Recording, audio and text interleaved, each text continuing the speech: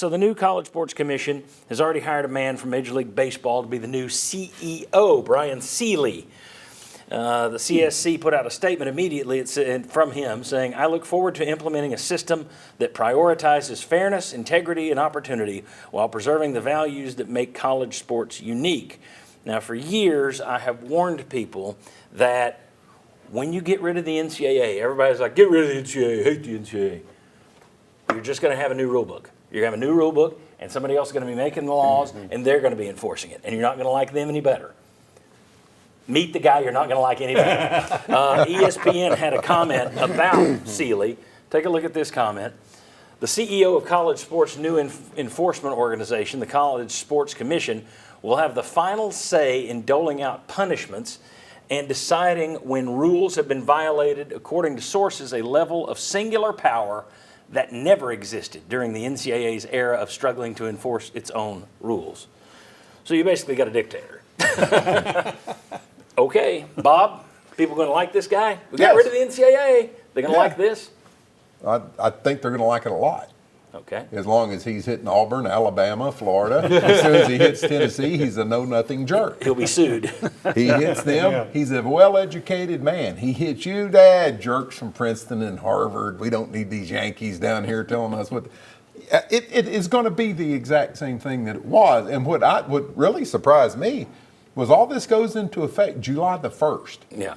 I mean, so in 3 weeks, we go from literally nothing to 100 miles per hour. And so I'm anxious to see when this thing rolls around July 1st, is it a rule book that's this thick? Is it a rule book that's this thick? Is it a rule book that's, hey, okay, guys, we're going to make it simple? That's where it'll start, but it'll wind up the same way the NCAA's did, because you just talked about it in that last segment. Give them a hot dog, but don't put chili on that hot dog. Yeah, people think that's silly, but okay, if I don't have a rule there about hot dogs and chili, then you're just going to give them steak after steak. So no, it will be exactly where the NCAA will. Chuck, your thoughts on this? Well, I think a lot of us, and as a fan, right, knew there needed to be a change. We kept hearing Nick Saban and others saying it's not sustainable the way the system was. Like you guys, the more I hear about this, I don't know how much different or how much better it's going to be. One thing I read in the fine print is if there is something that comes up before our one guy, they hope to resolve it in 45 days. So, well, good luck with that too. But, you know, I think it's kind of like wait and see. We know there's going to be a lot of things come up, and how they're going to handle them. Is there going to be any bias by how they handle things? What sport did he come from? Baseball. Yeah, which is the worst run sport in American professional athletics right now? Baseball. They can't run a luxury tax. They can't run a salary cap. They don't know how to do a television deal. So you got the guy from the most incompetent place in American sports to be the head of all college sports to try to add some competency. I mean, what are we doing there? Why would we think that's going to work? Here's an interesting point on this, that it ties back to what Tennessee was threatened with being thrown out of the SEC for. The idea that you've got this one guy who can close it and he's got power like no other, it's 45 days, it's done. Part of this is that agreement that all the schools are supposed to sign, that Tennessee, they were like, I don't know if we're going to do this, we got this state law, and then they went, yeah, we're going to sign it. That says we won't take you to court, we won't sue you when you hammer us, we won't do anything. That whole agreement is supposed to be by your command, my liege. You are supposed to bend the knee. First school that gets hammered, they're taking it straight to court, even though they're not supposed to, guarantee you. No, I think they'll probably be able to work. Oh, we were coerced. We didn't want to do this, but we were told we'd get thrown out of our conference. Right. And the other thing, he's got a committee made up of athletic directors from the 4 power conferences. Okay. Vandy, Northwestern, Stanford, and is there a good but there's school? schools, there's Division I schools that aren't part. I'm just joking. So how does the bias work in that way? Right. Yeah. Plus, here's one for Tennessee fans to chew on. He knew the Big Ten commissioner when they both worked for Major League Baseball.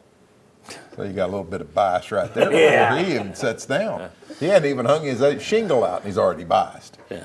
Jimmy? I'm Willie Raincloud on this one. I don't see a really good resolution to this. No. I think this is going to continue to be a problem. I do think the concept of collective bargaining is what they need to go to. How do you get there? The student athletes don't want to be employees. So you're going to make them be employees. Yeah, I think that's what So- you do. I think, and I don't think you can't make me an employee. Well, then you don't, because you're right, I Yeah. can't. Then you So don't have a seat play. at the table. You- Right. You don't play, well, no, Yeah. you just don't play sports. Bye. And the hard thing about this is, so we talk about, well, why don't they do a salary cap like the NFL, the NHL, Right. the NBA? All of those are dealing with a singular sport. In college athletics, you're dealing with 40-something sports. Well, every school is different. And 5-6 Yeah. times the amount of schools. Which makes it harder, too. It does. So Yeah. it's going to be There's hard to 32 get NFL there. teams. How many colleges are you dealing And with? here's the last thing I'd say, John. What are going to be the first sports to be cut because of all this stuff, too?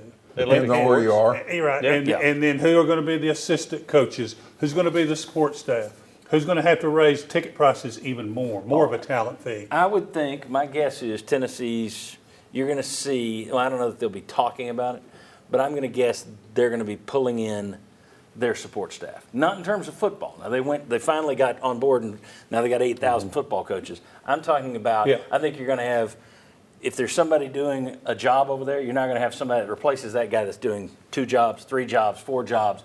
I think you're going to start seeing all these athletic departments start to tighten the belt a little bit, and you won't have 56 athletic directors. Right. And I think they're going to funnel more money toward the revenue share. But where this whole thing goes, I just, you got to make them employees. That's the only way this survives is eventually it will be pro sports. That's it. And I don't know how you get there, but I think that's the only way to end this. Now, it may be 10, heck, may not be in my lifetime, but I think that's where it's going.